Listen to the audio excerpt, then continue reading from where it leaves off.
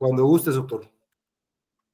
Sí, muchas gracias. Muy bien, compañeras, compañeros, muy buenos días. Pues celebro mucho que nos encontremos en este diplomado en Derecho Electoral. Su servidor, Raúl Ávila Ortiz, pues tendré el gusto de que compartamos hoy y mañana algunos elementos en torno a la interpretación y la argumentación jurídica en materia electoral. ¿Cómo están ustedes? ¿Bien? ¿Cómo va el diplomado? ¿Bien? ¿Sí? Me da mucho gusto.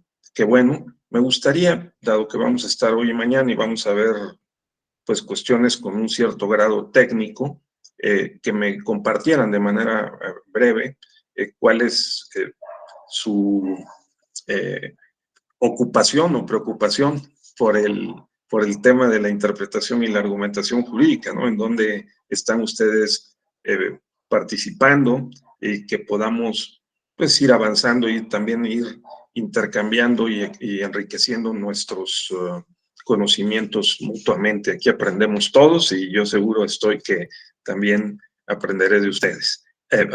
¿Alguien o algunos de ustedes que quisieran comentar poquito por qué les interesa este tema y cómo lo practican? Edson, Gerardo, Guillermo, María, por favor. A ver, por favor, Edson. Hola, buenos días a todos.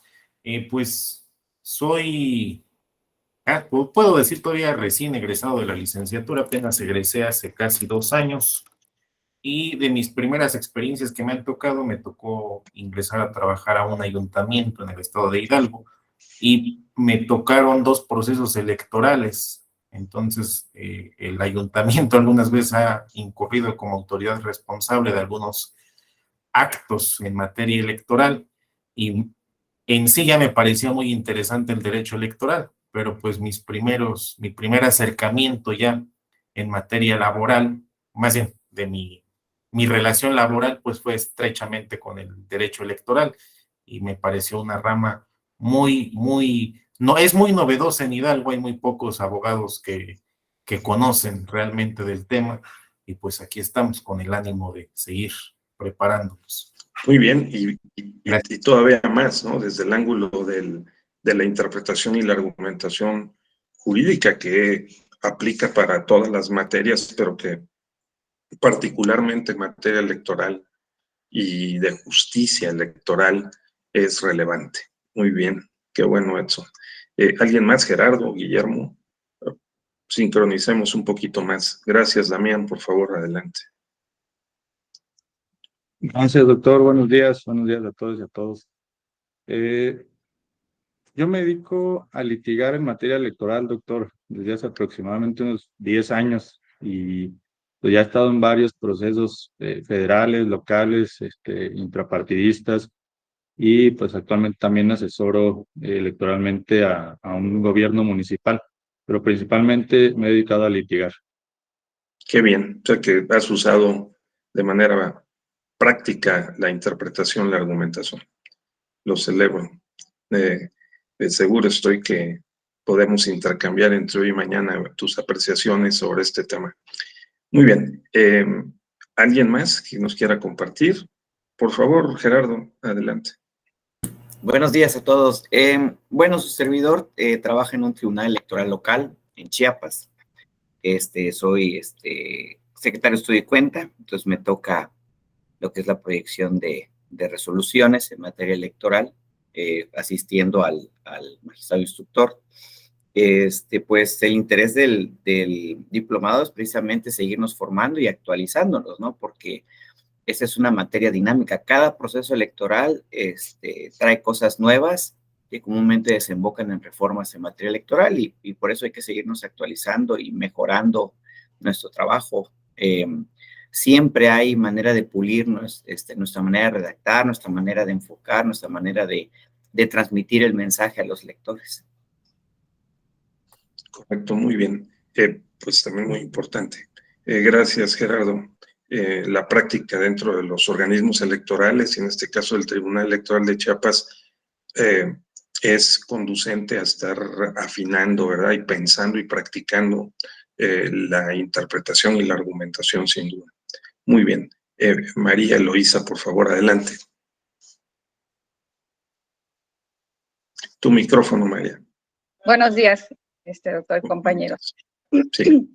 En lo personal, yo he incursionado en la materia electoral a partir del 2016, en que fui invitada a participar, o sea, respecto a existe una convocatoria para la designación de los funcionarios de los órganos desconcentrados del OPLE. He participado como consejera electoral y como consejera presidenta de un órgano desconcentrado. En este caso han sido consejos municipal y distrital.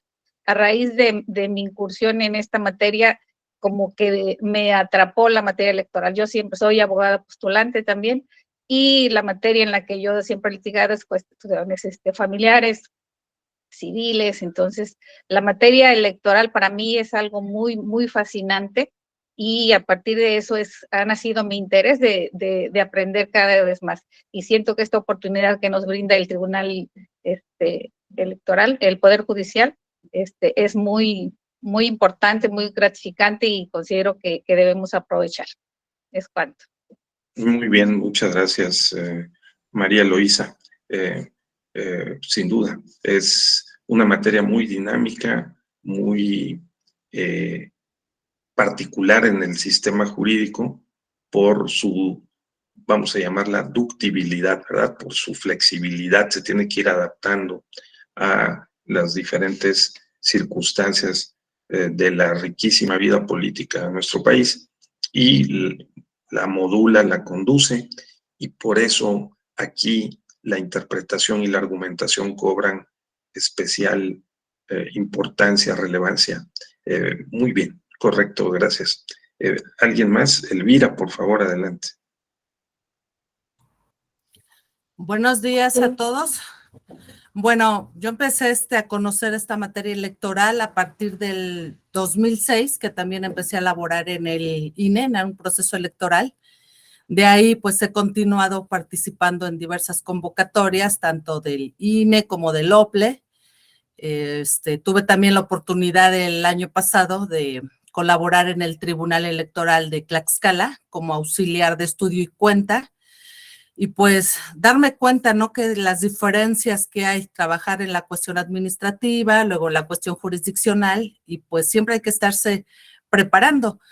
En lo particular, pues cuando yo estudié la licenciatura, realmente no vimos derecho electoral, fue para mí una materia nueva. Entonces, aprovechar estos cursos que da la Escuela Judicial para cuando se presente, pues, otra oportunidad, estar mejor preparada. Gracias. Correcto. Sí, muy, muy bien. Lo celebro igualmente. Qué bueno que está con nosotros, Elvira. Muy bien. ¿Alguien más? Octavio. Adelante, por favor, Octavio. Hola, ¿qué tal? Buenos días a todas y a todos.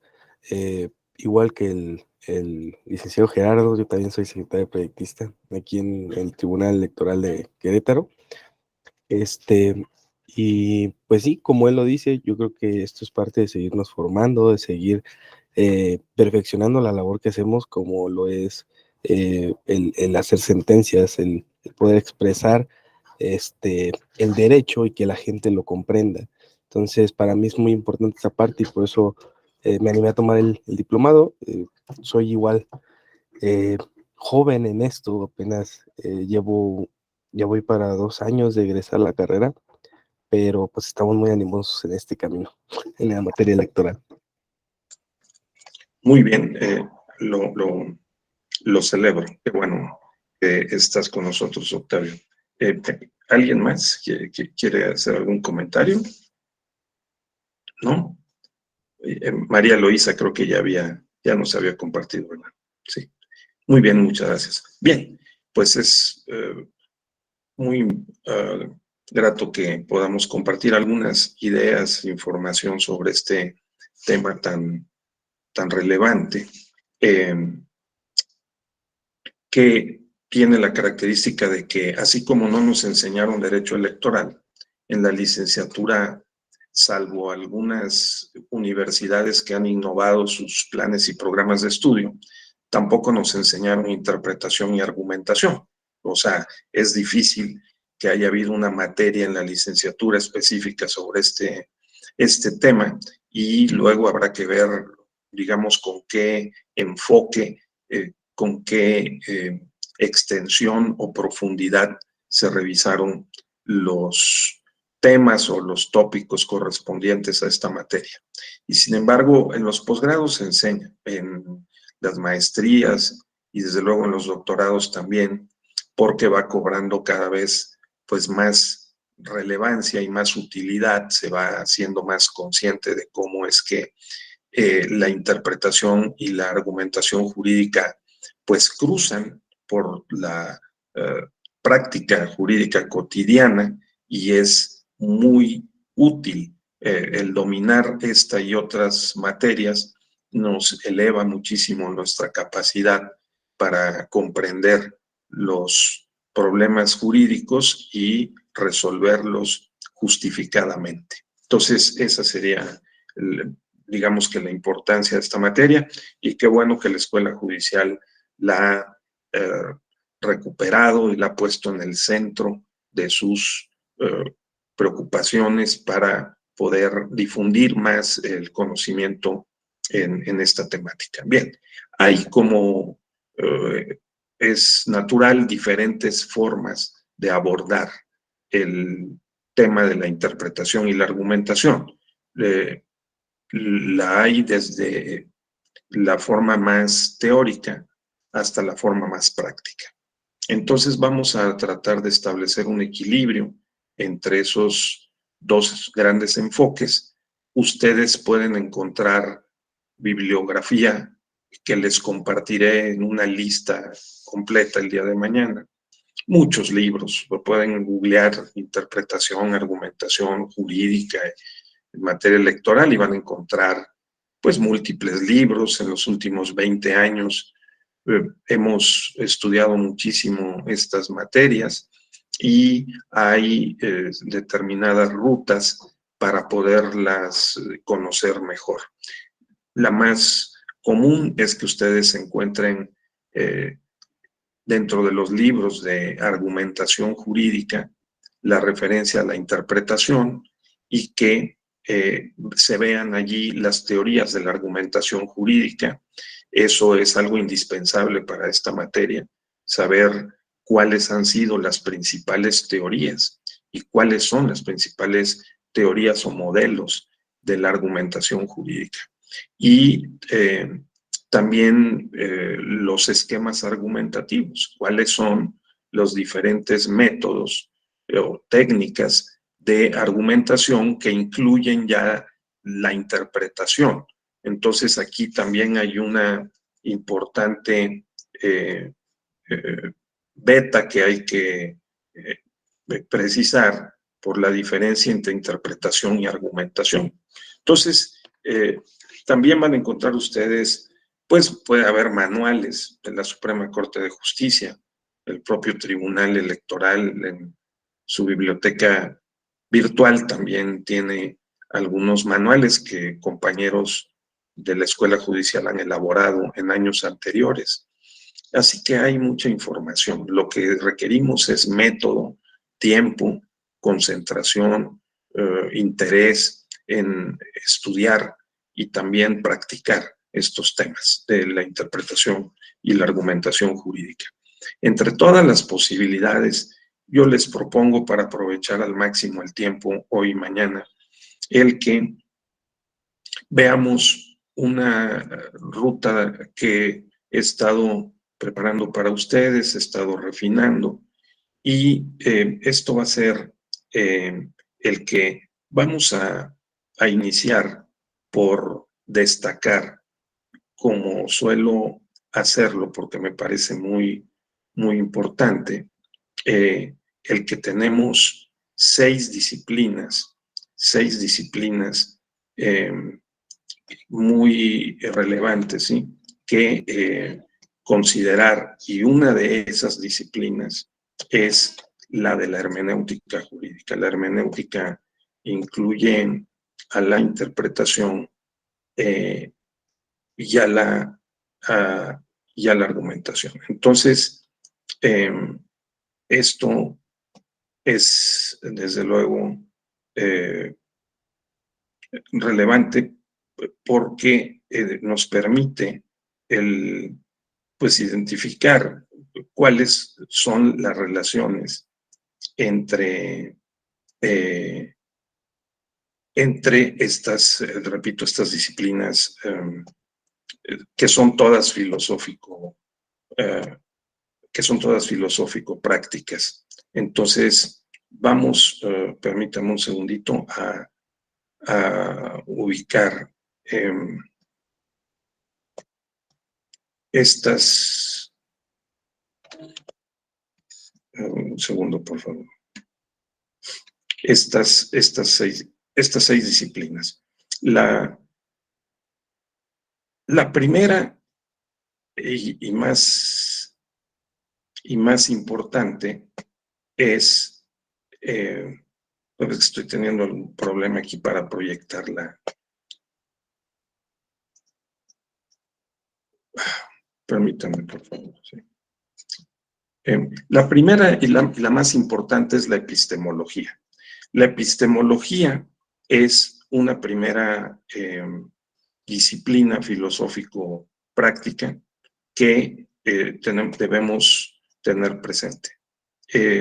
Se trata de una disciplina muy importante, cuyo nombre no tendría que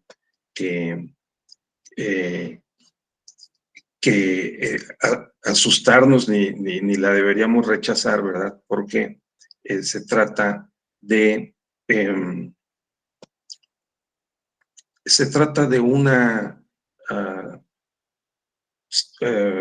una disciplina particularmente relevante. A ver, estoy teniendo algún problema para compartir la pantalla por un cambio que hice en el equipo, pero se los voy a ir comentando y lo vamos a consolidar, ¿de acuerdo? Por favor, les pido tomar nota en lo posible, pero les voy a compartir el documento completo hoy o mañana. Entonces, la primera es la epistemología, número 1. Nosotros nos preguntamos generalmente si estamos seguros. ¿Cómo es que estamos seguros de que sabemos? Y la epistemología se encarga, fíjense ustedes, de determinar si estamos seguros o no, de evaluar la posibilidad del conocimiento. Entonces, esto significa lo siguiente. La epistemología estudia las condiciones bajo las cuales nosotros hacemos pasar la creencia, que creemos que algo es verdad, a la certeza máxima de que algo es verdad. Entonces, epistemología son las condiciones o estudia las condiciones que rodean el conocimiento o las condiciones bajo las cuales es posible determinar que hemos trasladado la creencia a la certeza máxima posible. Y para trasladar lo que creemos que es verdad, por ejemplo, que un agravio es fundado o que es infundado, o que nuestro cliente tiene razón o no tiene razón, al proponernos una pretensión que nosotros le vamos a plantear al juez, necesitamos estar seguros de bajo qué condiciones la pretensión, que es la creencia, vamos a plantearla con posibilidades reales de que la convirtamos en una verdad jurídica. ¿Sí se entiende eso? O sea, la epistemología estudia las condiciones bajo las cuales es posible determinar que una creencia, aquello que lo que el cliente cree, el partido cree, el candidato cree que tiene razón, ¿sí? Lo vamos a trasladar a la certeza, a un ámbito en el que se considere válido, suficientemente justificado. Esta palabra es importantísima, la justificación, ¿sí?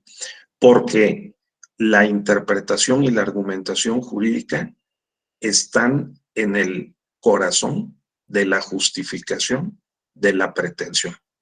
Otra vez, un cliente llega y nos plantea que se debe anular la elección porque hubo una serie de violaciones graves, sistemáticas, generalizadas y plenamente acreditadas. Y el partido o el candidato debe tener la evidencia para sostener esa pretensión. Entonces, para poder nosotros como abogados, por ejemplo, si nos situamos en esa posición, plantearle al órgano jurisdiccional que la creencia de nuestro cliente que nosotros compartimos seguramente, ¿verdad?, está justificada, necesitamos plantearlo con las debidas condiciones interpretativas y argumentativas. Para eso sirve la interpretación y la argumentación desde la perspectiva del litigante. El litigante le va a plantear al juez una pretensión que debe estar debidamente justificada. La justificación equivale a la interpretación argumentada, vamos, ¿sí? La justificación equivale a la interpretación argumentativa. Por lo tanto, es de la mayor relevancia saber en qué consiste la interpretación y la argumentación. Esto es. Ahora, si la epistemología, ¿qué hace? La epistemología verifica que la interpretación y la argumentación esté bien hecha, tanto como actividad cuanto como resultado. Porque nosotros interpretamos y estamos realizando una actividad y argumentamos y estamos realizando una actividad. Esa interpretación o argumentación que realizamos la convertimos en un resultado o producto, ¿sí? Ese producto es la demanda, el producto es la denuncia, el producto es la queja. Para un litigante, ese documento jurídico que es la demanda, la contestación de la demanda o el informe justificado, la queja o la denuncia, debe estar muy bien planeado, estructurado y debe de contener el resultado de la actividad interpretativa argumentativa que el litigante se planteó cuando y que tuvo que realizar cuando le plantearon el caso. ¿De acuerdo? Entonces, ojo, porque aquí hay varios aspectos que más adelante vamos a precisar, ¿sí? Que es esta actividad interpretativa argumentativa supone una planeación, supone una estrategia argumentativa. Y la estrategia argumentativa se compone de esquemas argumentativos. O sea, nosotros hacemos eso de una manera natural y cotidiana, pero necesitamos estar conscientes de que lo estamos haciendo. Y necesitamos tener claro cuáles son las formas, los métodos, las técnicas que debemos ocupar para afinar técnicamente nuestra estrategia argumentativa como litigantes ante el órgano jurisdiccional. Ahora, pongámonos en el lugar del órgano jurisdiccional, ¿no? Del juez o de la magistratura correspondiente, el secretario de estudio y cuenta, el asesor del magistrado del juez, el propio juez o magistrado, tiene que hacer otro tanto. Va a recibir la demanda, el informe justificado o el escrito del tercero interesado y tiene que estar muy entrenado en identificar la pretensión. Si la pretensión es la nulidad de la elección, por ejemplo, o si la pretensión es que se le imponga una multa a algún partido o candidato, por ejemplo, por haber incurrido en actos calumniosos en la propaganda electoral. Cualquiera que sea la pretensión, la tenemos que identificar de manera precisa en los escritos que se presentan. Ya sabemos que hay criterios de la Suprema Corte, del propio Tribunal Electoral, desde hace años, en el sentido de que la pretensión y los agravios se pueden encontrar en cualquier parte del escrito de demanda, denuncia o queja, ¿sí? Y lo mismo se puede decir de la contestación de la demanda o del informe circunstanciado o justificado. Es decir, también los litigantes deberían de entrenarse en fijar con cuidado la pretensión y de enumerar los hechos, las evidencias y los argumentos para sostener la pretensión. Pero normalmente no lo hacemos así, aunque hemos ido avanzando bastante en la estructuración ordenada y clara de estos documentos jurídicos, ¿verdad? Pero entonces, la epistemología ayuda, número uno, a poder identificar y tener presente cómo es, bajo qué condiciones lógicas, interpretativas, argumentativas, una persona plantea que su pretensión es justificada. Eso es todo. Y eso es, pues así como se dice de fácil, es bien complejo. Entonces, de eso se trata la interpretación y la argumentación. Se trata de dominar los métodos y las técnicas que nos permitan justificar lo mejor posible la pretensión. Nosotros vivimos en un mundo de pretensiones, interpretaciones y argumentaciones. Entonces, nos la pasamos justificando nuestras decisiones o nuestras acciones. Siempre decimos, bueno, tomé este curso, dijeron ustedes, ¿verdad? Porque trabajo en un tribunal y quiero saber más de interpretación y argumentación. Tomé este curso porque me interesa el derecho electoral. Tomé este diplomado porque creo que, ¿no? Entonces, estamos siempre haciendo esta operación. Ojo, esta operación es algo consustancial, natural a nuestra racionalidad. Nosotros nos la pasamos argumentando, porque tenemos pretensiones, acciones, decisiones y las justificamos. En el ejercicio que hicimos al inicio de la sesión, todos ustedes justificaron el por qué les interesa el derecho electoral. Entonces, es una actividad consustancial a la racionalidad y a la acción humana. Y en el tema electoral y de la justicia electoral, pues es no solo consustancial, es indispensable. Aquí es donde quiero destacar con ustedes el que es muy relevante, como lo veremos en estas dos sesiones, seguramente el día de mañana, precisar en qué consisten los argumentos jurídicos, porque podemos confundirlos con argumentos políticos. Y si el juez recibe una demanda o una contestación de la demanda o un escrito y se le esgrimen argumentos políticos, esos no van a tener un efecto en la mente del juez, ¿sí?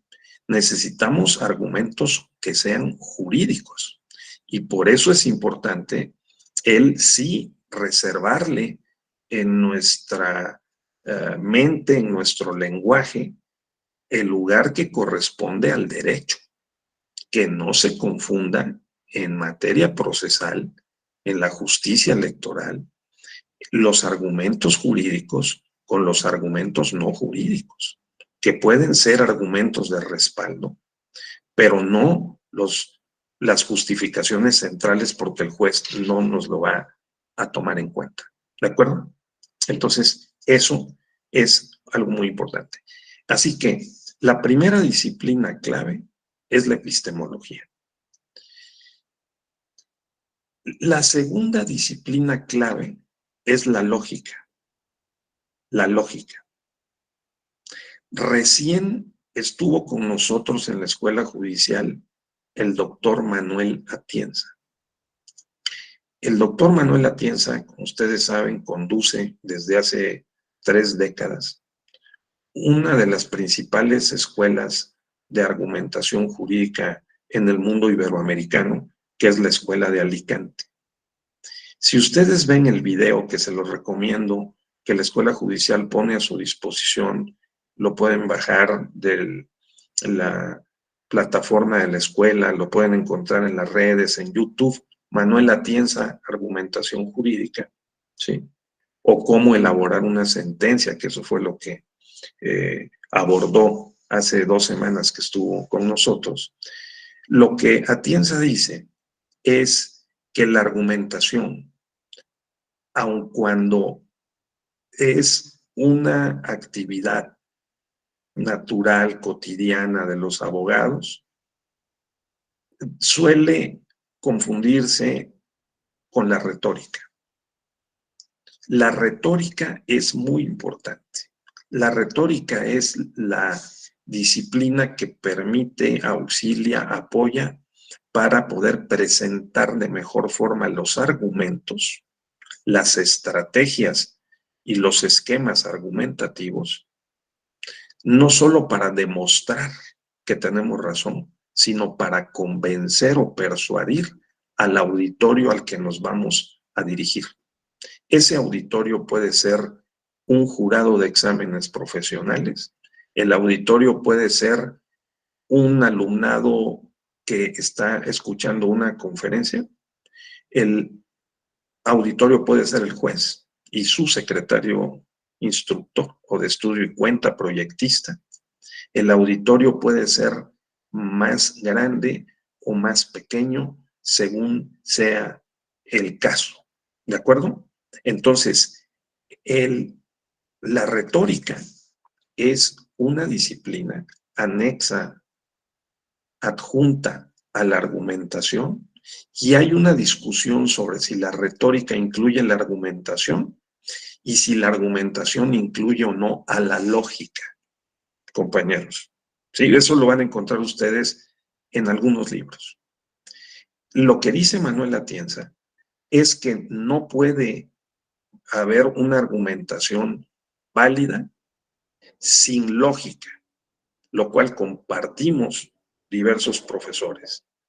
No abandonar la lógica, porque originalmente la argumentación ha sido parte de la lógica. La lógica aplicada al derecho es una pieza fundamental para poder mostrar o demostrar cuáles son las condiciones bajo las cuales pasamos la creencia a la certeza. ¿De acuerdo? La creencia a la certeza. Entonces, necesitamos detenernos en medio de el tsunami de información al que siempre estamos expuestos para pensar en estas disciplinas. ¿De qué trata la lógica? La lógica es la ciencia que estudia la estructura del pensamiento. Y básicamente, la lógica estudia la estructura, los tipos y las funciones del razonamiento. Fíjense nada más. Entonces, como la lógica estudia la forma como pensamos, ustedes me dirán si no, será muy relevante el que regresemos, estudiemos y dominemos elementos de lógica para que cuando el cliente llegue o la demanda llegue y se tenga que hacer la demanda o la sentencia, nosotros tengamos en mente los elementos, los recursos lógicos que nos permitan identificar lo que la lógica estudia. ¿Qué es lo que la lógica estudia? La estructura del pensamiento de los conversadores, ¿sí? De los deliberantes, de las personas que hablan como nosotros, ¿sí? Y las personas que hablamos plasmamos en documentos jurídicos en el ámbito del derecho lo que pensamos y aquello de lo que hablamos. Si la lógica estudia la estructura del pensamiento y en particular el razonamiento, el cual se comunica a través de la argumentación, entonces, ¿cómo no va a ser importante la lógica para poder determinar cómo está pensando el actor? ¿Cómo está pensando el demandado o la autoridad responsable? Porque a través del documento jurídico correspondiente, que es denuncia, queja, demanda o informe justificado, nos van a trasladar en un escrito la lógica con la que construyeron el documento. Entonces, la argumentación, como la interpretación, no funciona sin la lógica. Lo que ocurre es que normalmente nos lanzamos a interpretar, a emitir juicios y a justificarlos sin tener presente toda la tecnología que nos aporta la lógica. ¿De qué trata la lógica? La lógica básicamente se refiere a cómo formamos los conceptos y cómo los definimos. A nosotros nos preguntan qué es el derecho. Diga usted una definición del derecho. Nosotros nos representamos mentalmente lo que nos enseñan en las clases de introducción al estudio del derecho. Podemos tomar cualquier escuela o enfoque y enunciamos una definición del concepto de derecho, porque el concepto nos lo representamos mentalmente y luego lo enunciamos a través de una definición lingüísticamente. Entonces, esto también es bien importante, ¿no? Primero, nosotros registramos las propiedades o las características más importantes que tiene un objeto de conocimiento, como la entidad lingüística llamada derecho, ¿sí? Y nosotros decimos, a ver, el derecho, por ejemplo, si utilizamos la fórmula o el enfoque de Kelsen, de Hans Kelsen, podemos decir, el derecho es un orden coactivo de la conducta humana. Eso es lo que dijo Kelsen. Y luego dijo, el derecho, fíjense, esta operación mental que hizo Kelsen tiene su nombre en lógica, ¿sí? Emitió una definición enunciativa y una definición además por exclusión o por contraste. ¿Qué significa eso? Significa que dijo Kelsen, el derecho es un orden coactivo de la conducta humana que tiene las siguientes características. No sé si lo recuerdo. Está hecho con normas generales, abstractas, impersonales, heterónomas, externas y coactivas. 6 características, ¿sí? Generales, abstractas, impersonales, heterónomas o externas, ¿verdad? Y coactivas. Cuando Kelsen opera mentalmente construyendo esta definición, es porque tiene en mente una representación del objeto al cual conocemos como derecho. Es una entidad lingüística, porque nadie está viendo al derecho como nos vemos entre nosotros, evidentemente. Entonces, pero noten ustedes cómo la lógica le ha dado nombre a esa forma de operar mentalmente. ¿De acuerdo? Y si ustedes abren un libro de lógica de la preparatoria, van a encontrar estos componentes olvidados en nuestra cultura, pues, intelectual y en nuestra cultura jurídica. Todos, ¿eh? O sea, es muy difícil que a alguien le digan, a ver, esta definición, ¿qué en términos lógicos, cómo se llama? No lo vamos a poder contestar. ¿Sí? Hay un catálogo de definiciones posibles que la lógica ha estudiado porque se encarga de examinar cómo es que pensamos, ¿no? ¿Cuál es la estructura del pensamiento humano basado en conceptos y en definiciones? O bien, la segunda operación que hacemos cada momento es juicios o proposiciones. Nosotros hacemos juicios y luego las decimos lingüísticamente y a eso se llama proposiciones o enunciados. ¿De acuerdo? Hay quien distingue entre enunciados y proposiciones. Esto es importantísimo para la interpretación y la argumentación jurídica, porque no es lo mismo que nosotros digamos con actos del habla, lingüísticamente, los juicios. ¿Cuáles juicios? Bueno, nosotros enjuiciamos. Decimos, Pedro es alto, Marta es inteligente. El agravio debe calificarse como infundado. Ese es un juicio en términos lógicos. El América es un gran equipo. Francia ganará el Campeonato Mundial de Qatar. Estamos enjuiciando.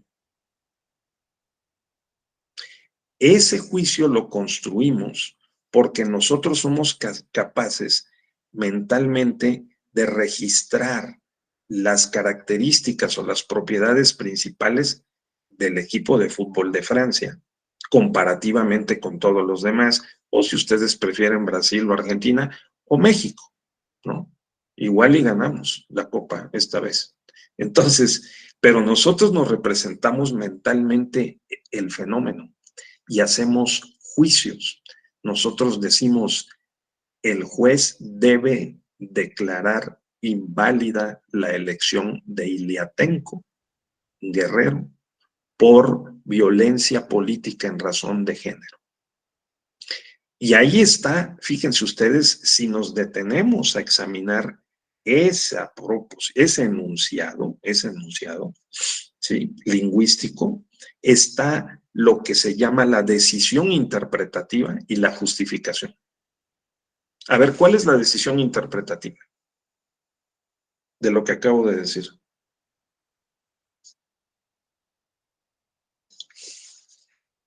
¿Sí? ¿Sí la siguieron o no la siguieron, compañeros? A ver, Gerardo. ¿No?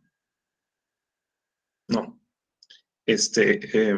Sí, yo dije que alguien puede decir la elección municipal del municipio de Iliatenco en el estado de Guerrero fue anulada. Yo dije debe ser, pero vamos a decir, fue anulada porque se acreditó violencia política en razón de género y fue determinante para el resultado de la elección. En ese enunciado, que es un enunciado lógico, ¿sí? Que es el resultado de la operación mental de determinar cuáles son las características fundamentales que deben concurrir en una elección para que sea válida, ¿sí? Algunos factores se presentaron que la tornaron inválida. Si el sujeto cognoscente, que en este caso es el juez, el magistrado, y los que plantearon la nulidad de la elección de Iliatenco en Guerrero el año pasado, ¿sí? Nos están diciendo que hubo condiciones para acreditar, se acreditó la violencia política en razón de género, entonces, ¿cuál es el juicio?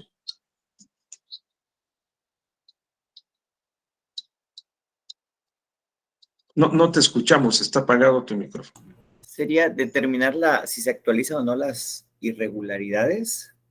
Ajá, o sea, el juicio que mentalmente se hicieron las personas, elaboraron las personas que plantearon la nulidad de la elección en Iliatenco, fue la elección debe ser anulada. Ese es el juicio, ¿verdad? ¿Y cuál es la justificación?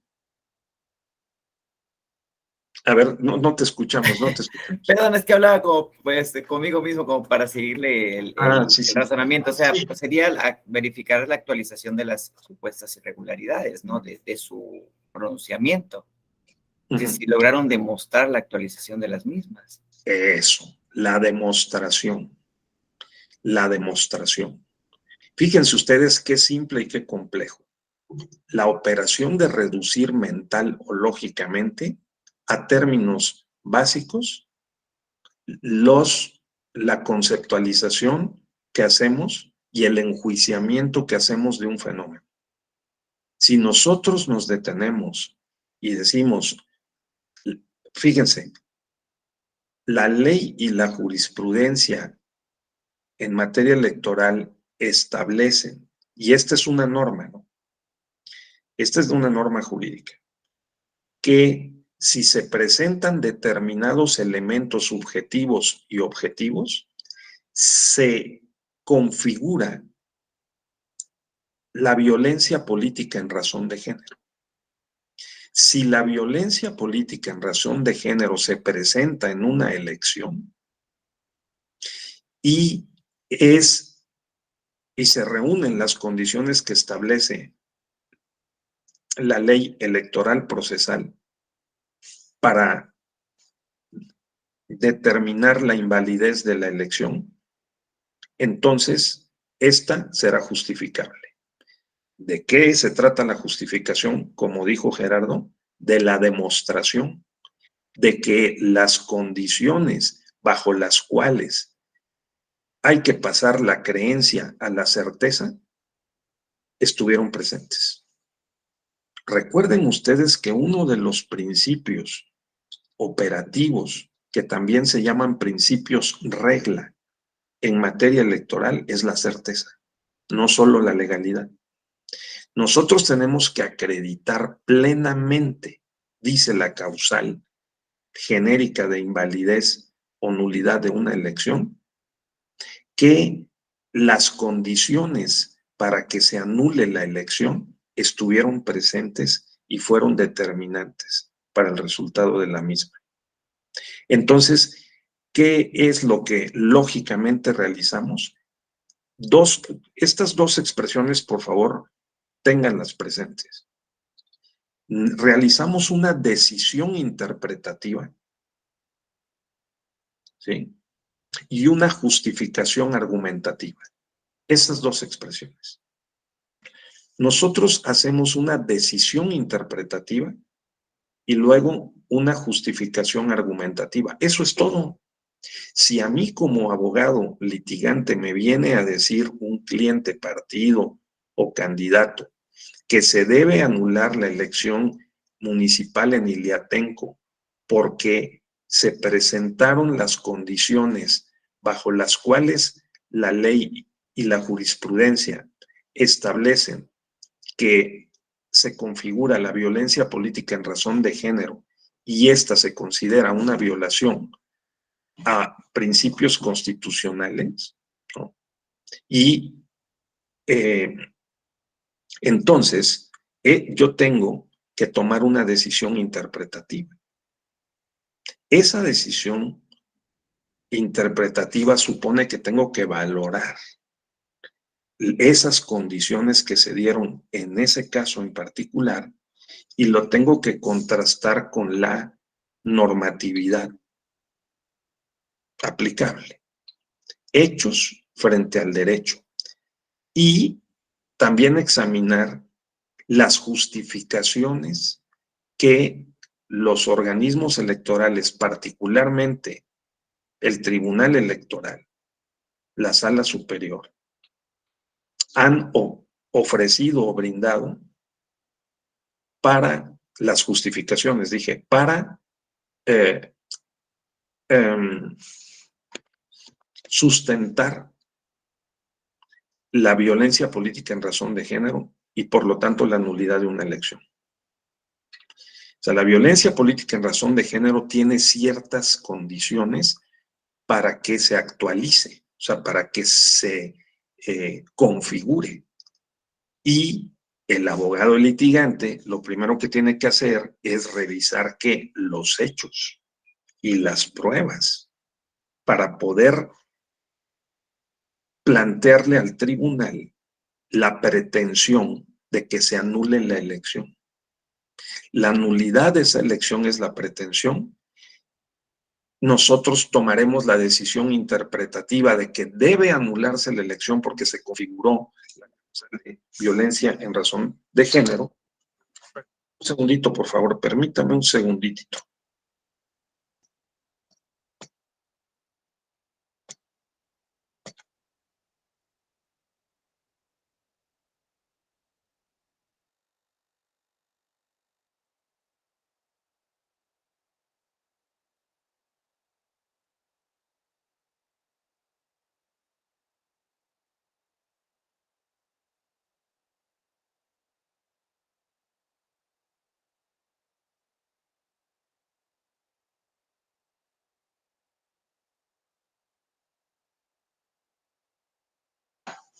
Listo, es que me estaba quedando sin pila. Entonces, bien, entonces, esta operación es la operación básica entre interpretación y argumentación, ¿de acuerdo? Podemos ver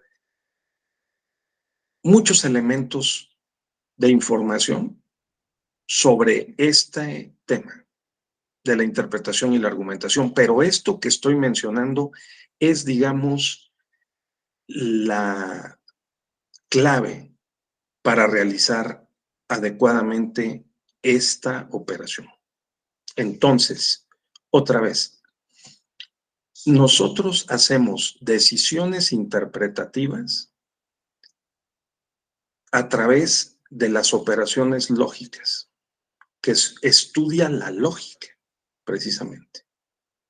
Esas decisiones interpretativas suponen que nosotros podemos hacer conceptualizaciones porque registramos mentalmente las características fundamentales de un fenómeno o de lo que ocurrió en los hechos. Nosotros decimos qué ocurrió, pensamos y enunciamos que a partir de lo que ocurrió sí se configuran las condiciones bajo las cuales la norma jurídica vigente establece que se debe anular una elección, por ejemplo, por violencia política en razón de género.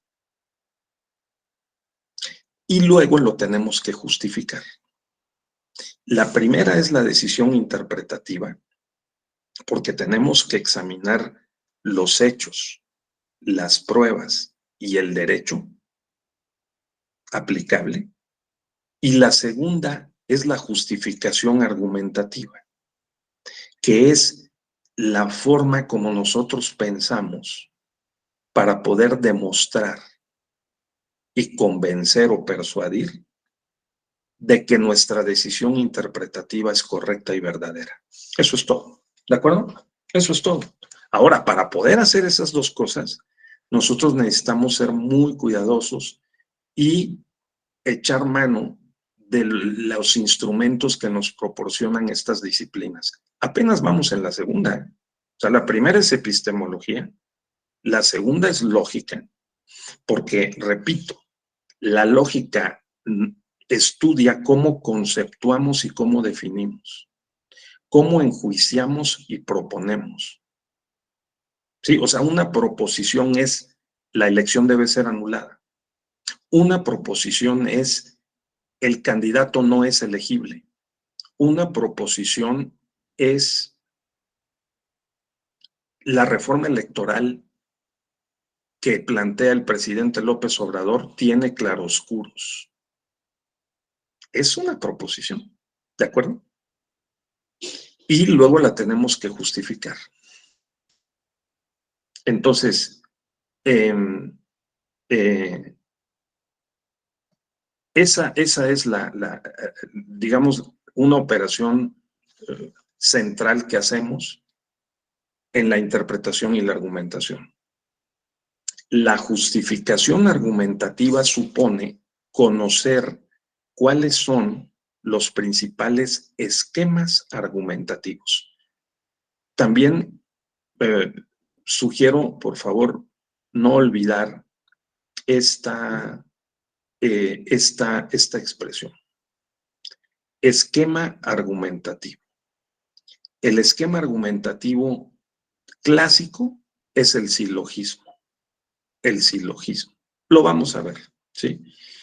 Y hay otros esquemas argumentativos que, particularmente en materia electoral, nos ayudan a resolver problemas de interpretación y a justificar la decisión interpretativa. Entonces tenemos decisión interpretativa y justificación argumentativa. Luego tenemos el arsenal de la lógica para poder hacer estas operaciones conscientemente. Porque si el cliente llega y nos plantea el caso sobre el escritorio, o el juez o el secretario de estudio y cuenta lo plantea, ¿verdad? También, vamos a ver qué justificaciones aportan. Esto está en el corazón de la argumentación. Permítanme un segundito, compañeros. Vamos a hacer una pequeña pausa, ¿sí? Una pausa de 3 minutos. Voy a tratar de arreglar este tema técnico para mostrar seguir por la ruta de nuestra presentación. Permítanme un segundito. Es probable que incluso me tenga que desconectar y vuelvo en un minuto, por favor.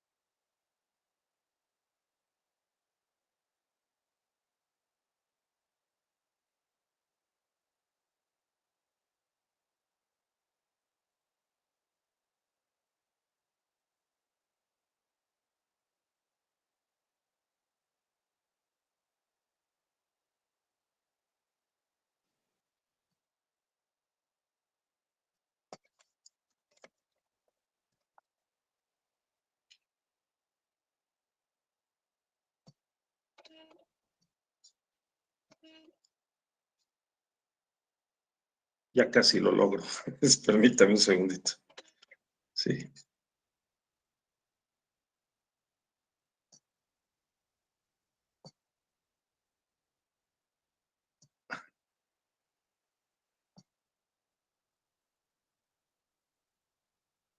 Bueno, ahí está, ¿verdad? Entonces,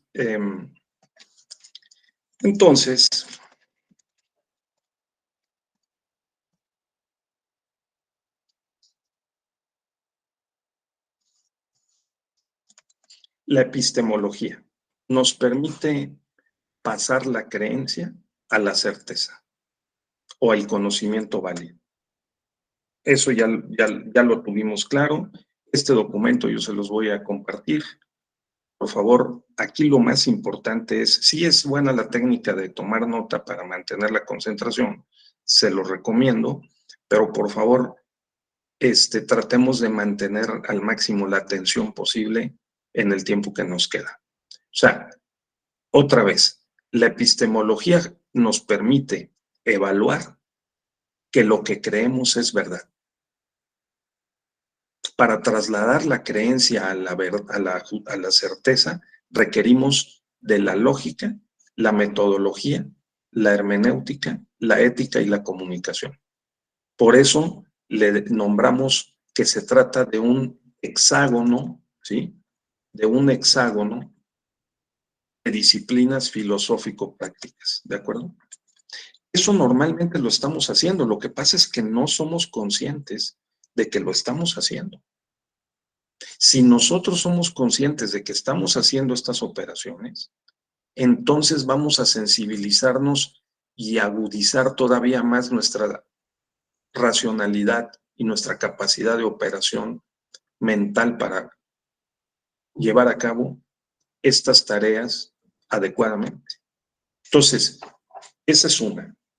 Segundo, la idea es que para que el juez nos crea, necesitamos presentarle las garantías lógicas, metodológicas, interpretativas, argumentativas, éticas y comunicacionales, o sea, que esté bien estructurado el escrito, ¿sí?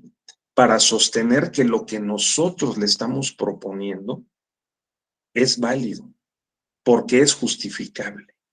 Para el auditorio relevante, que significan los 7 magistrados de la Sala Superior, los 3 magistrados del Tribunal Electoral local, ¿de acuerdo? O sea, si no hacemos eso, entonces va nuestra proposición y el documento jurídico en que incluyamos nuestras argumentaciones va a perder fuerza.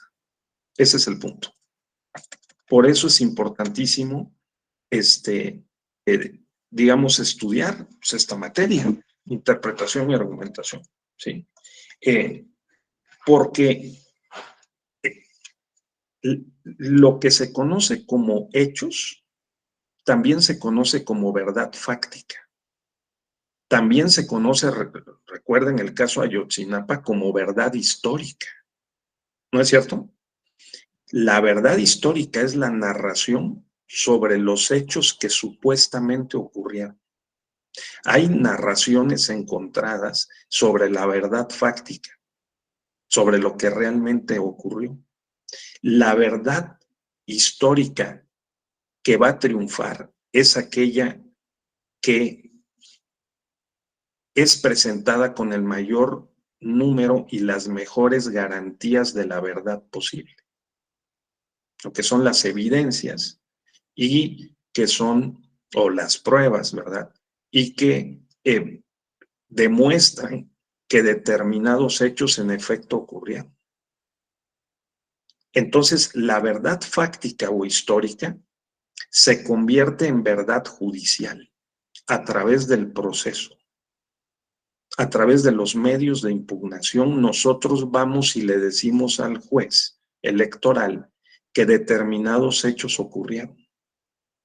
Y le tenemos que agregar lógicamente las pruebas de que una elección debe ser anulada, de que un candidato rebasó los topes de campaña, o de que alguien calumnió a través de la propaganda, o que incurrió en actos anticipados de precampaña. Eso se tiene que probar. Nosotros podemos incluso diagramar la pretensión cuando nos llega el cliente o cuando estamos en el papel de secretario de estudio y cuenta o juez y decir qué es lo que me están planteando. Reducir los términos a la pretensión y la justificación o las justificaciones correspondientes. Se dice fácil, pero es complicado. Se requiere leer e interpretar con toda prudencia y cuidado el material que nos están presentando. ya sea el cliente o el actor o el demandado ya convertido en parte dentro de un juicio. Dependiendo si somos litigantes, pues el cliente, o si somos jueces o magistrados, ¿verdad? Entonces, eso, esto es, ¿qué es lo que va a hacer el juez? El juez va a declarar la verdad jurídica. El juez también va a tomar una decisión interpretativa a partir de todo el material que se encuentra en el expediente, que le haya sido transportado por las partes de los hechos o de la verdad histórica a la verdad procesal, a la verdad judicial, ¿no? Porque el proceso para lo que sirve es para demostrar la pretensión. Por lo tanto, en el proceso, los principios del debido proceso, ahora sí que el debido proceso son clave, ¿no? El proceso para lo que sirve es para demostrar la pretensión o para destruir la pretensión del contrario. El juez lo que va a hacer es declarar la verdad jurídica conforme con los elementos que le hayamos transportado de la verdad histórica a la verdad procesal. Eso es todo.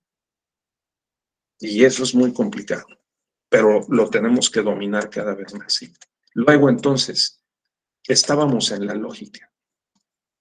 La lógica lo que hace es estudiar las formas mentales, cómo pensamos, la idea, el juicio, el concepto, la proposición y, ojo, la argumentación. Y cómo son y cuáles son las formas mentales o de pensamiento incorrectas, las falacias, las proposiciones, los argumentos lógicos que son correctos, pero no son verdaderos. Es decir, tenemos que entrenarnos a identificar cómo pensamos correctamente de acuerdo con las leyes y los criterios de la lógica. Porque si nosotros identificamos en la demanda, la denuncia, la queja, el informe justificado, la contestación de la demanda, errores lógicos, ganamos el asunto. Ganamos el asunto. Ha habido grandes debates en la sala superior entre los magistrados en que algunos más entrenados en esta identificación de las formas lógicas del pensamiento han podido demostrar que hay un vicio lógico en la argumentación y derrumban la pretensión del proyecto que se está presentando para su aprobación, ¿no? O una parte del proyecto. Entonces, esto es fundamental, ¿sí? Entonces, ahora esto es lo que hacemos, de esto vivimos, particularmente los abogados, ¿no? Entonces, sí necesitamos saber más sobre estos tópicos, ¿sí? Bien, la lógica aristotélica es la lógica clásica. Es el silogismo. El silogismo es o deductivo o es inductivo. El punto con el silogismo es que la conclusión debe contener al menos uno de los términos que estén en la premisa mayor o en la premisa menor, ¿sí? Y ahí comienza el orden en el pensamiento. El orden en el pensamiento. El típico ejemplo de todos los seres humanos son racionales, Juan y Marta son seres humanos, Juan y Marta son racionales, ¿sí? Porque en la conclusión que Juan y Marta son racionales, está por lo menos una de los términos de una de las dos premisas. De la premisa mayor que dice todos los seres humanos son racionales. No podemos, sería un error flagrante de lógica decir todos los seres humanos son racionales, Juan y Marta son seres humanos, Juan y Marta son irracionales. O sea, la persona que haga eso estará incurriendo en un grave error lógico en la construcción del principal esquema argumentativo, que es el silogismo. ¿De acuerdo? Entonces, ahora, ya sabemos que las denuncias, las quejas, las demandas, las contestaciones de las demandas pueden tener 200 páginas. Pueden tener 50 páginas. Y ser reiterativos, y nos vuelven a decir lo mismo, y vuelven a insistir, ¿no? Y a subrayar y a repetir parte de los hechos o parte de lo que consideran la justificación de la pretensión de la denuncia, ¿no?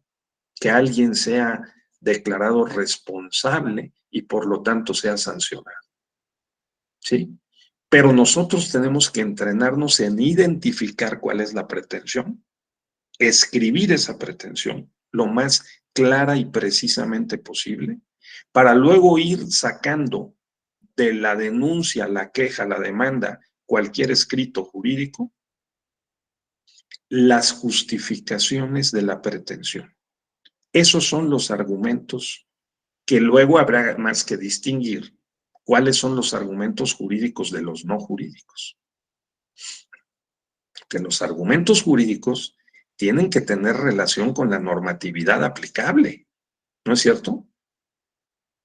Si una persona moralmente debe o no debe ser declarada responsable, ese es otro problema. Es un argumento político, argumento moral, que puede reforzar el argumento jurídico. Pero la argumentación jurídica técnicamente tiene que estar relacionada con el lenguaje de lo jurídico. Y el lenguaje de lo jurídico está relacionado con la estructura del sistema de normas jurídicas aplicables. ¿De acuerdo? Así que tengámoslo presente, por favor. Eso, la lógica. Ahora, ustedes van a escuchar que hay lógica informal. Sí. Porque podemos decir, por ejemplo, Marta es inteligente, pues porque sabe definir, porque sabe argumentar, porque sabe justificar, porque maneja la lógica, porque maneja la argumentación, ¿sí? Todas esas justificaciones adicionales a que nosotros consideremos que Marta es inteligente porque tiene la capacidad, ¿cuál es la definición de inteligencia? Que es comúnmente reconocida, la capacidad de interrelacionar información para propósitos prácticos, ¿sí? Esa es la definición de inteligencia, o es una. Una persona tiene una capacidad de interrelacionar variables de información o de conocimientos para resolver problemas. Entonces, si esa es la definición de inteligencia y nosotros proponemos que Marta es inteligente, nosotros ya tenemos allí el primer esquema argumentativo. Este esquema argumentativo es que Marta es inteligente porque, ya que, toda vez que, ¿sí? Son indicadores de que ahí está el argumento o la justificación. Porque es capaz de interrelacionar variables de información y conocimiento para resolver problemas. Y luego le podemos agregar otras justificaciones. Sabe definir, sabe argumentar, toma muy buenas decisiones, etc. Esas corresponden al terreno de la llamada lógica informal, que es muy importante, porque la lógica formal es básicamente el esquema argumentativo silogístico, aristotélico, ¿de acuerdo? Y puede haber toda una serie de argumentos paralelos, argumentos suplementarios, complementarios, que refuercen el esquema argumentativo principal que a su vez justifica la pretensión. Eso es lo que hacemos, o lo que deberíamos hacer cuando le planteamos la demanda al juez electoral. ¿no? Toda la discusión sobre la reforma electoral,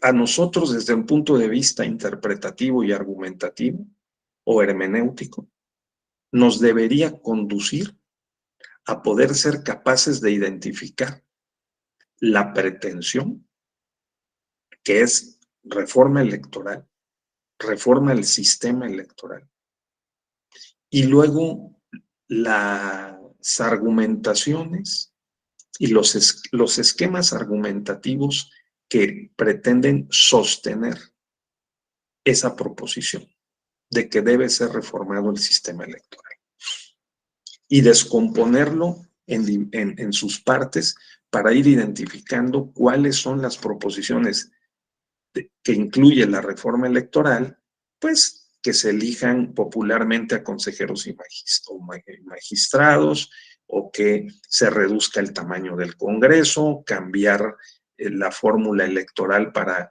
elegir e integrar los órganos de representación, establecer el voto electrónico, reducir el financiamiento público a los partidos políticos, particularmente el financiamiento para actividades ordinarias,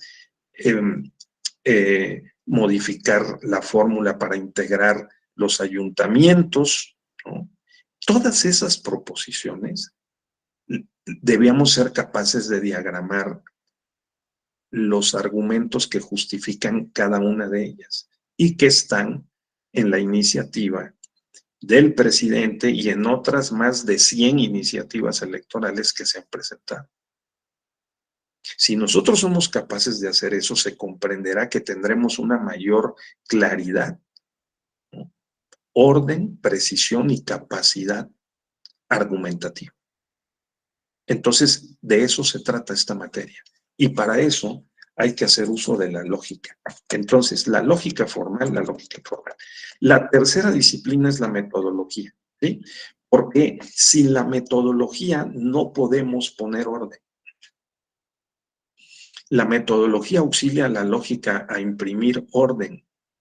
Esta diagramación que mencioné para poder jerarquizar incluso cuáles son los argumentos principales y los argumentos secundarios que sostienen la pretensión de que se anule la elección, de que se reforme el sistema electoral, ¿no? De que aumente la calidad de la democracia, de que reduzcamos los riesgos para la democracia. Todas son pretensiones. Lo que necesitamos es identificar con claridad, precisión y orden las justificaciones de las pretensiones. O sea, necesitamos identificar las decisiones interpretativas y las justificaciones argumentativas. Eso es todo. Ahora, para eso necesitamos despojarnos de la forma como normalmente vemos los documentos jurídicos, porque los empezamos a leer del principio al final y nos formamos una representación mental de qué es lo que quiere o cuál es la pretensión o la causa de pedir, ¿no? El qué y el por qué que está en el documento correspondiente. Y ahí podemos cometer diversos errores, errores de apreciación, ¿no? Errores de identificación, errores de percepción. Estamos percibiendo que algo quieren, pero probablemente nos estamos equivocando en la racionalización de esa pretensión. Pues hay que tener cuidado. Por lo que si nos entrenamos en poder utilizar algún modelo argumentativo, que los vamos a ver mañana, ¿sí? Vamos a ver por lo menos 3 modelos argumentativos, entonces de allí podemos extraer un orden que nos permita, nos facilite el tratamiento de estos documentos. Los documentos jurídicos, denuncia, queja, contestación de la demanda, etcétera, tienen pretensiones y justificaciones. Hay que entrenarnos en identificarlas. La metodología nos ayuda, por lo tanto, a hacer eso con orden, ¿no? La metodología lo que hace es el estudiar los criterios, los métodos, los procedimientos aceptados por la comunidad científica, ¿sí? para poner orden en el pensamiento lógico y en poder hacer estas operaciones a las que nos estamos refiriendo. ¿Bajo qué condiciones vamos a poder proclamar la nulidad de la elección? ¿No? Bajo ciertas condiciones cognitivas y operativas, lógicas, metodológicas y hermenéuticas, ¿sí? Entonces, aparece la disciplina central de este modo. La interpretación y la argumentación forman parte de la hermenéutica. Y la hermenéutica, a su vez, forma parte de la semiología. Es el estudio de los signos más amplios, de los símbolos. Entrenarse en identificar la intencionalidad o el sentido subyacente a los textos. Esa es la semiología. Nosotros vivimos en un mundo de símbolos, de signos, de actitudes, de lenguaje, de comunicación. Entonces, la hermenéutica es la disciplina encargada dentro de la semiología en general. La hermenéutica se encarga de adiestrarnos en la interpretación de los textos, sobre todo textos escritos. Y para el caso del derecho, pues evidentemente se trata de textos que se plasman en un documento material. Son documentos jurídicos que integran el expediente. Un juez no va a resolver o no debería resolver por fuera del expediente. Tiene que en el mundo de la cultura del derecho civil, ¿no?, que es derecho escrito, ¿no?, y que claro tiene elementos de oralidad, pues las audiencias son orales. El juez también percibe, el juez sensibiliza, el juez racionaliza y el juez toma la decisión interpretativa, fundado o infundado, culpable o inocente. Y lo tiene que justificar. Para eso las sentencias deben incluir fundamentación, motivación y explicación de por qué tomó la decisión interpretativa correspondiente, que es más que la motivación. O sea, justificar la sentencia es explicar los motivos o las razones por las cuales tomó esa decisión interpretativa y no otra. ¿Y por qué valoró las pruebas de una manera y no de otra? ¿Por qué le asignó más valor a determinada material probatorio y no a otro? ¿No? ¿Por qué exigió un estándar más bajo o más elevado de prueba y no otro? ¿De acuerdo? Entonces, todas las operaciones jurídicas y procesales en particular están hechas con lógica, metodología, interpretación y argumentación. Es decir, hermenéutica, ¿sí? Así que, ¿de qué trata la interpretación? Pues la interpretación no hay más que dos posibilidades. O descubrimos el significado que le quiso imprimir quien elaboró el texto, ¿sí? En este caso, el documento escrito llamado ley, también puede ser llamado reglamento, lineamiento, también puede ser llamado jurisprudencia, también puede ser llamado sentencia. El texto escrito en el que consta la decisión interpretativa y la justificación argumentativa. Porque lo mismo que hace el juez, lo tiene que hacer el consejero electoral cuando elabora y aprueba un acuerdo en el seno del Consejo General correspondiente, del INE o del OPLE, ¿no? O una comisión que elabora un dictamen, ¿sí?, tiene que hacer la misma operación. A final de cuentas, tiene que registrar, identificar, valorar, conceptuar, definir, enjuiciar los hechos, las pruebas frente al marco jurídico y tomar una decisión interpretativa que tiene que justificar en el dictamen. Lo mismo tiene que hacer el legislador. El legislador tiene que revisar todas las iniciativas, como se están revisando ahora, más de 100 iniciativas de reforma en materia electoral, y tiene que hacer un procedimiento ordenado, metodológico, que nos va a tener que explicar cómo le hizo para ordenar el contenido de más de 100 iniciativas legislativas en materia electoral, ¿no? Para poder decir, miren, metodológicamente, los temas de las 106 se pueden reducir a 5, ¿no? Que pueden ser, por ejemplo, instituciones electorales, sistema electoral, financiamiento, también pueden decir austeridad, y tecnología, o sea, el tema del voto electrónico y los juicios en línea, por ejemplo, y federalismo electoral. Por ejemplo, esos 5.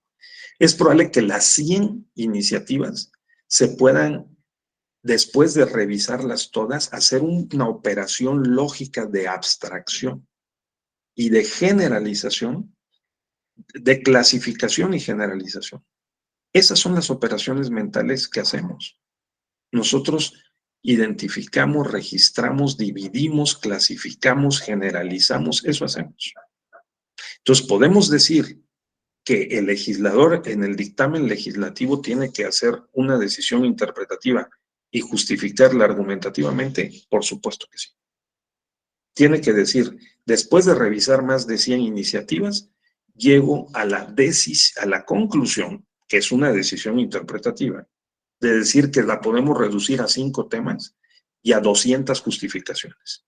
Ahora, déjenme decirles que esas justificaciones aplican a más de uno de los 5 temas. Y entonces se tiene que representar el diagrama de cómo presentarnos con un mapa conceptual o gráficamente esa correlación entre los 5 temas y las 200 justificaciones. ¿De acuerdo, compañeros? Este es el sentido de la interpretación y la argumentación, auxiliado con la lógica, la metodología. Y nos faltan 2, la ética y la comunicación, que las voy a explicar en un momento más. Entonces, la argumentación es la disciplina que se encarga de justificar lógicamente las interpretaciones. Y yo diría lógica y metodológicamente las interpretaciones. ¿Qué es la interpretación? Pues la interpretación o descubre los significados que terceras personas le asignaron a los textos, el legislador, el juez, el administrador, el notario, el litigante, ¿no? La autoridad responsable, hicieron textos en los cuales también plasmaron decisiones interpretativas y justificaciones. ¿Cuál es nuestro trabajo? El trabajo del intérprete es o descubrir cuál fue el sentido o el significado que le quiso asignar ese otro intérprete, que también es un intérprete, ¿no? El legislador, el juez, el administrador, o nosotros se lo asignamos. Entonces, en rigor, la vida jurídica y el mundo del derecho electoral como parte de la vida jurídica es un mundo de interpretaciones y argumentaciones, ¿no? Por eso es verdad cuando se dice que el derecho es una entidad lingüística susceptible de interpretación, por supuesto. No puede haber una sola definición de derecho, porque la definición del derecho depende de la teoría o el enfoque teórico o el modelo teórico desde el cual se aborda el estudio del derecho. Así que uno puede decir que el derecho es un orden coactivo de la conducta humana, con las 5 características que nos enseñó Kelsen, que las normas no son morales las normas jurídicas no son morales, ni son naturales, no son leyes naturales, son normas generales, abstractas, impersonales, heterónomas, coactivas. ¿Sí? Y por lo tanto no son morales ni son leyes naturales. Eso es una operación lógica. Alguien más puede decir, no, momento. Kelsen está en desuso. Hoy podemos decir que el derecho es moral pública, juridificada y coactiva. Moral pública, juridificada y coactiva. Porque el derecho incluye no solo reglas, sino también incluye principios, valor.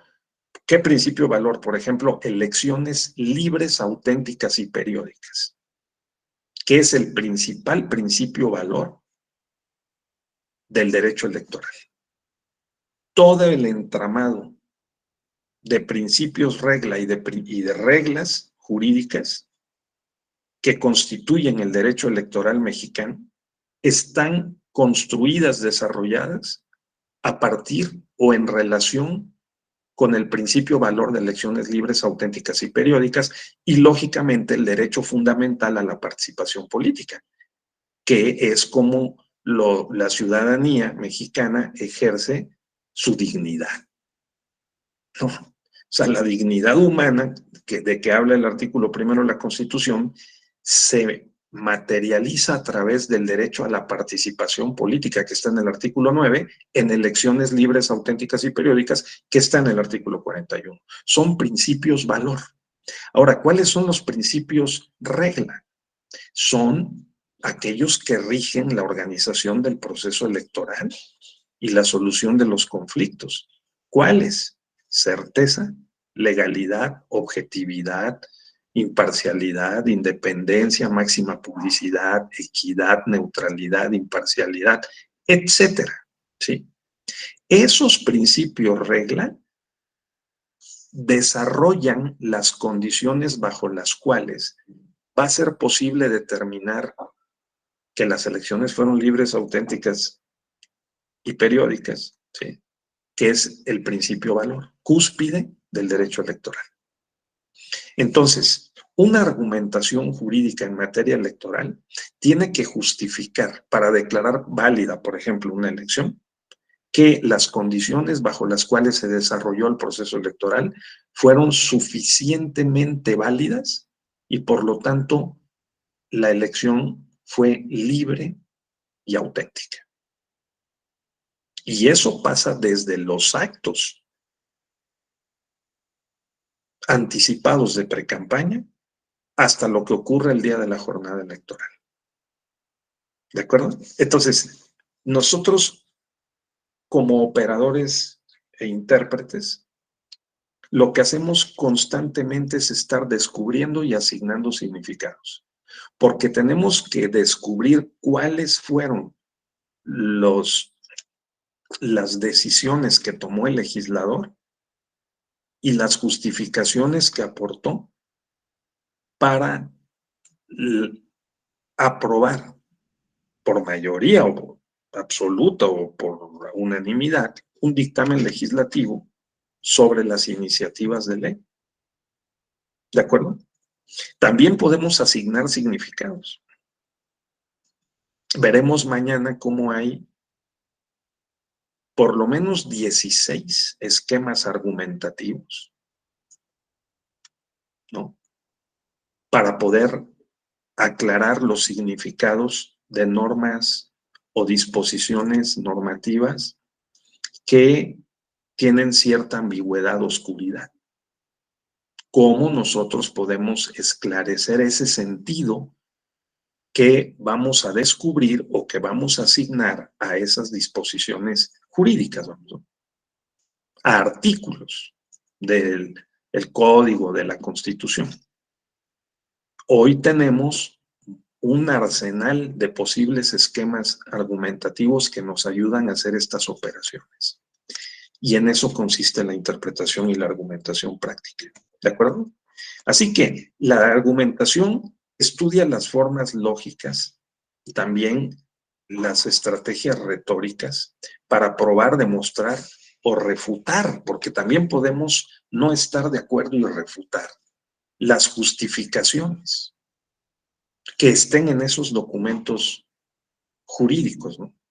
En el dictamen legislativo y por lo tanto en la ley o en la parte considerativa de la sentencia y sus puntos resolutivos, ¿no? O sea, las justificaciones que sustentan la decisión del legislador o del juez, sí, o de la administración electoral, lo que hacen los OPLE y el Instituto Nacional Electoral, ¿verdad? Así que la argumentación justifica la decisión, pero también la puede refutar, también la puede destruir, la puede objetar o impugnar.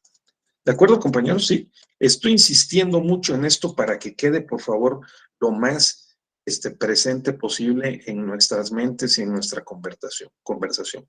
¿Qué es interpretar? Es descubrir o asignar significados a un texto. ¿Qué texto? Los documentos jurídicos. ¿Qué documentos jurídicos? El dictamen legislativo. ¿Sí? La ley o las disposiciones normativas, también se le llama así, ¿no? Las disposiciones legislativas. ¿Qué textos? Los lineamientos del Instituto Nacional Electoral. ¿Qué textos? Los acuerdos que aprueba el Consejo General del INE o de un OPLE. ¿Qué textos? Pues desde la demanda, la contestación de la demanda hasta la sentencia. Así que la interpretación o descubre o asigna significados que portan esos textos. Y la argumentación aporta las razones para apoyar una creencia o proposición o las premisas de un silogismo. O sea, aquello que se nos presenta como una decisión interpretativa o la conclusión de un silogismo tiene que estar justificado. La argumentación se encarga de esa justificación, ¿sí? Y eso es. Ya veremos que, o sea, hay, como dije, argumentos clásicos, esquemas argumentativos clásicos como el silogismo, ya lo mencionaba, de conclusión obligatoria o de conclusión condicionada. Esto es lo básico, ¿eh? Un silogismo aristotélico clásico, formal, de conclusión obligatoria, uno de los términos de la premisa mayor o de la premisa menor tiene que estar en la conclusión, si no, no es válido, ¿sí? Y de conclusión condicionada, porque no necesariamente va a ser válida la conclusión, porque encierre uno de los términos de la premisa mayor o de la premisa menor, porque puede haber otras variables que tengan que estar presentes para que sean válidas. Por ejemplo, yo puedo decir, saldré mañana si no llueve. Si no llueve, saldré mañana. Alguien puede decir, oye, no llovió y no saliste. Ah, es que faltó completar ese silogismo porque no saldré mañana si llueve, o si llueve no saldré mañana, además de que saldré si tengo dinero. Entonces, ya el silogismo no es de conclusión obligatoria. Pedro dijo que iba a salir si no llovía, y dado que no llovió, debió salir. Pedro tiene otras razones por las que no salió. No salió porque además no tuvo tiempo, no tenía dinero o se enfermó.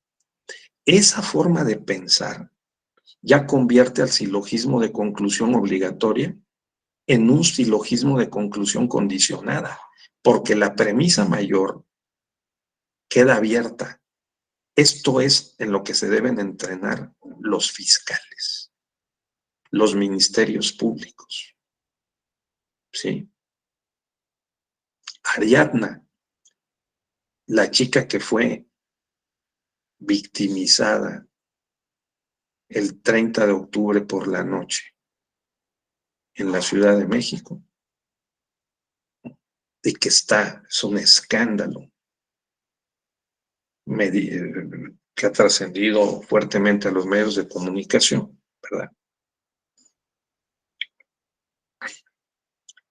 Podemos establecer una serie de razonamientos en torno al hecho de su muerte. Y en este momento lo que hay son silogismos de conclusión condicionada, porque todavía no podemos convertirlo en un silogismo de conclusión obligatoria, dado que no tenemos todos los elementos para hacerlo. Hay presunciones de que este sujeto que se entregó ayer en la Fiscalía de Nuevo León es el autor material, ¿verdad?, de el homicidio. Habría que ver qué otras condiciones concurrieron para ir sumándolas a la premisa mayor, de tal suerte que fortalezcamos la conclusión del silogismo. Entonces, esta forma de operar y de que estemos conscientes de que estamos realizando estas operaciones, de eso se trata la interpretación y la argumentación. ¿Sí? Compañeras, compañeros, ese es el sentido. Entonces, de estar conscientes. Ahora, además de esto, está la ética. ¿Por qué la ética? Bueno, pues porque la ética lo que estudia es la moral. La moral lo que es son las costumbres y las actitudes y comportamientos que una sociedad considera buenos o malos. ¿Cómo que buenos o malos? Sí, buenos o malos para efecto del bienestar común, para efecto de que estemos mejor y no peor, ¿no? Entonces, ¿qué tiene que ver la ética con la hermenéutica, la interpretación o la argumentación o la lógica o la metodología, ¿no? Ah, sí, tiene que ver, porque nosotros tenemos el deber ético de colaborar con el juez electoral a que encuentre la verdad jurídica, no a engañarlo, no a presentarle una verdad histórica distorsionada, sino a trasladarle al expediente una verdad histórica auténtica, o lo más justificable posible en términos de las pruebas, de las evidencias y de los hechos que le vamos a narrar y a tratar de demostrar. O sea, el derecho electoral, de lo que se trata es de decidir quién gobierna y cómo distribuimos los cargos de representación política a través de elecciones libres, auténticas y periódicas, y con una serie de principios y reglas. Tenemos que decidir quién va a gobernar y cómo vamos a distribuir los cargos de representación. Si hay conflictos en la interpretación de los hechos, de las reglas, de las pruebas o de los principios para poder saber quién debe gobernar, ¿no?, entonces tenemos que acudir a la interpretación y a la argumentación, necesariamente. Y si hay dudas y controversias, tenemos que coadyuvar con el juez a encontrar la verdad jurídica, que es aquella que se corresponde plenamente con la verdad que está en el expediente a través de los hechos de las pruebas y con la verdad histórica, para poder verificar que esos hechos ocurrieron, que se dieron las condiciones para validar la elección o para anularla, para declarar inelegible a un candidato o declararlo elegible, ¿verdad? Entonces, la ética es clave porque estas actitudes que nosotros tomamos en relación con un caso, pues voy a defender a un delincuente confeso. Imagínense el abogado que va a defender al sujeto que muy probablemente, según los indicios y las evidencias de que se dispone hasta ahora, asesinó a Ariadna, ¿no? Entonces, digamos que tenemos que estar conscientes de estas actividades mentales hermenéuticas que realizamos. Y la última, ya doy la palabra, es la comunicación. Porque si no somos capaces de estructurar un documento jurídico con orden y decir, mire, señor juez, esta es la pretensión y estos son los 5 argumentos basados en estos hechos y evidencias en que yo estoy sosteniendo la pretensión, eso deberíamos hacer. Eso deberíamos hacer. Comunicar con toda claridad, precisión y orden la pretensión y la justificación. Y el juez debe hacer lo mismo en la sentencia. Por eso se recomienda hoy, y algunos magistrados, magistradas lo hacen, poner incluso un infograma, una infografía, decir, miren, esto es lo que se pidió, estos fueron los hechos, las pruebas, esta es la interpretación y esto se resolvió. Porque esa es la comunicación más clara y ordenada posible, en medio de la maraña de información que normalmente se presenta en los documentos jurídicos, que son abigarrados y complejos. La interpretación y la argumentación, junto con la lógica, la metodología, la comunicación, sobre una base ética, deben ayudar a poder trasladar con toda claridad y comunicar con toda claridad la creencia, que es la pretensión, ¿sí?, a una condición de certeza.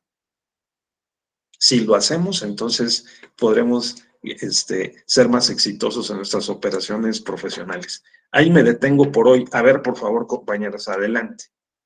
Somos todo oídos. Este documento se los voy a pasar.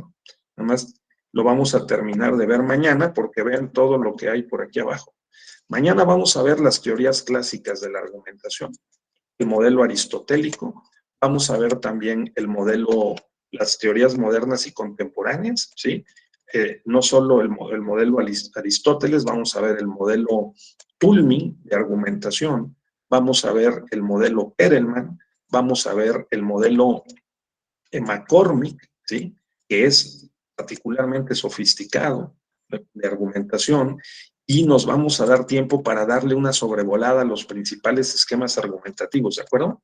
Vamos a ver estos esquemas argumentativos especiales, que son aquellos que armonizan las normas jurídicas, aquellos que integran o crean una norma jurídica, y la argumentación constitucional que corresponde a la interpretación conforme, pro derechos, ponderación e inaplicación. Creo que con eso podríamos tener un panorama bastante completo, ¿sí?, inicial para apoyar los estudios que ustedes están realizando en este diplomado. Para servirles, quien quiera hacer algún comentario, adelante.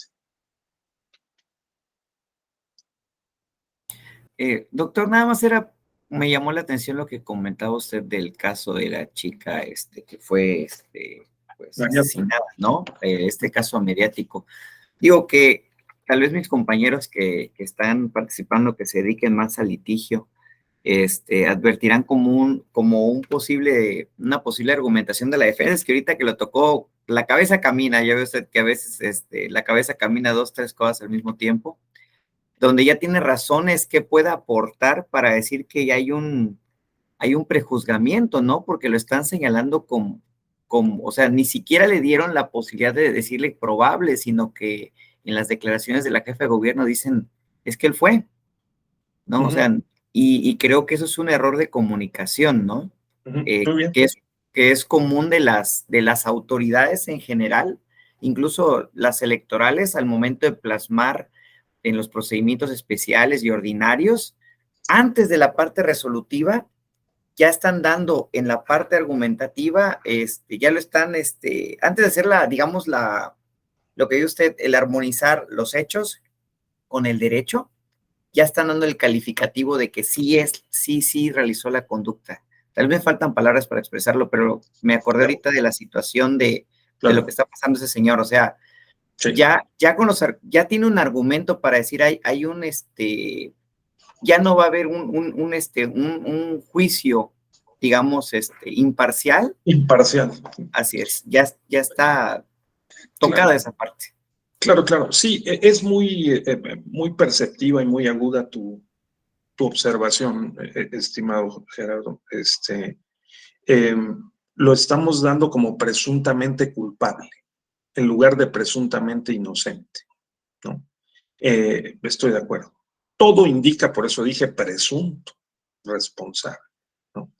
Es de que precisamente, ¿cuál es la labor de la Fiscalía? Tiene que hacer pasar la creencia de la presunta responsabilidad de ese sujeto a la certeza máxima, probable,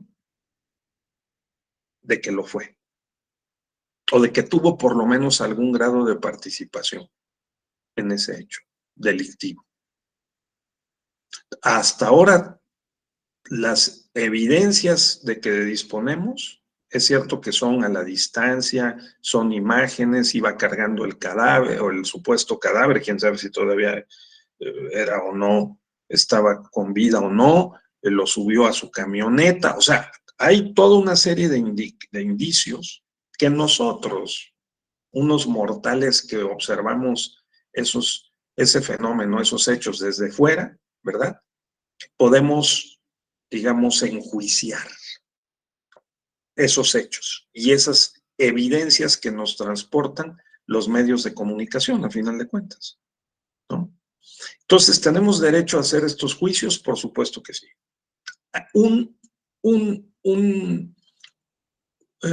El fiscal lo está imputando, está proponiendo, todavía no.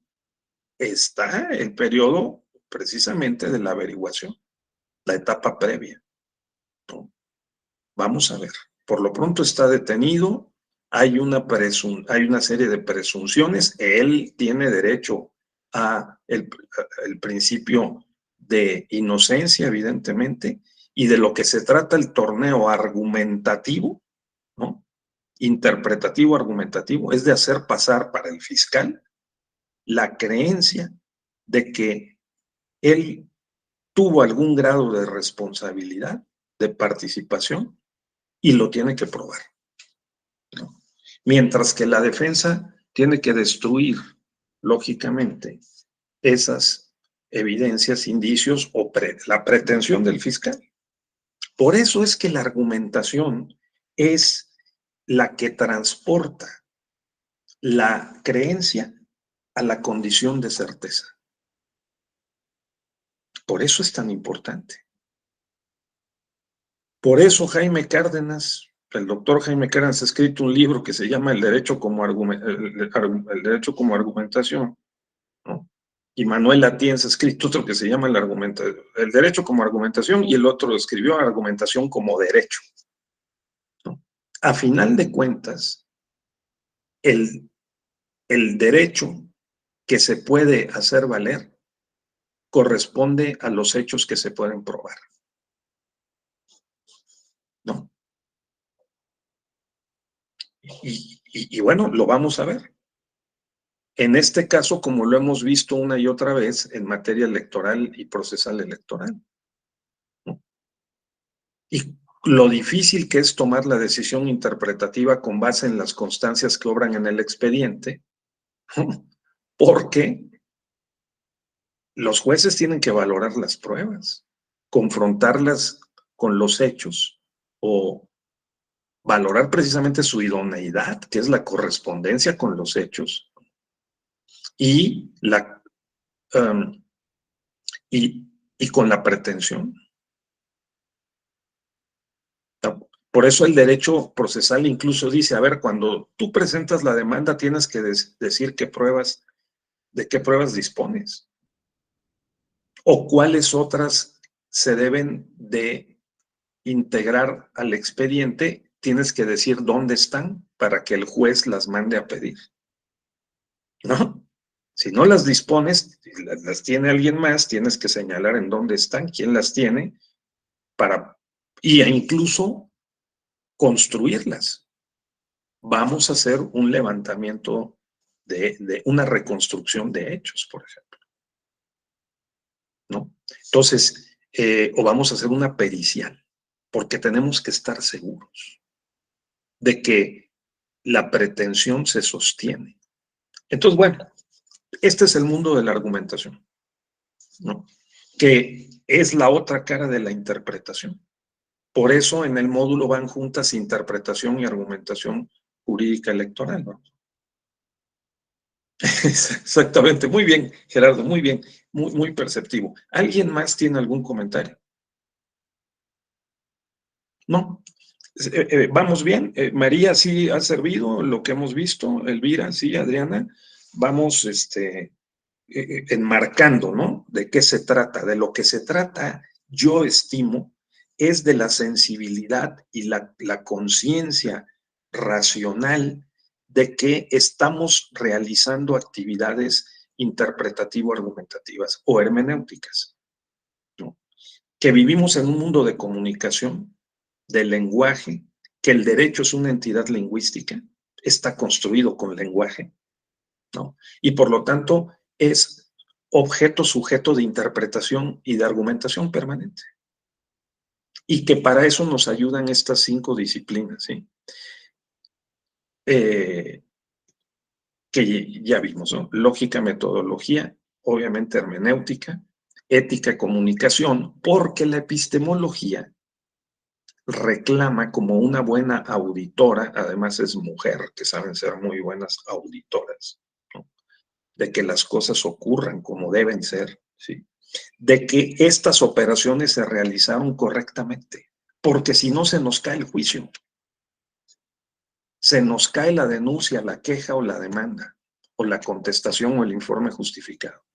Así que, ¿cuáles son las condiciones bajo las cuales es posible declarar que una creencia es verdadera? Las condiciones son las condiciones lógicas, metodológicas, hermenéuticas, éticas y comunicativas, con las que construimos los documentos jurídicos. Y en el corazón de esta operación está la interpretación y la argumentación. Sí, muy bien. Ahí nos detenemos por razones de agenda, de tiempo. Quisiéramos seguir, pero mejor mañana a las 9 de la mañana. ¿De acuerdo? Entonces, ahora, por favor, sean tan amables de sonreír porque les voy a tomar una foto. O sea, ándale, ahí va nuestra foto para las redes, que estuvimos aquí muy trabajosos y muy atentos. Cuídense mucho, mañana le seguimos y que estén muy bien. Muy buen día para todas y todos. Gracias, maestro Luis Jaime, que estén muy bien.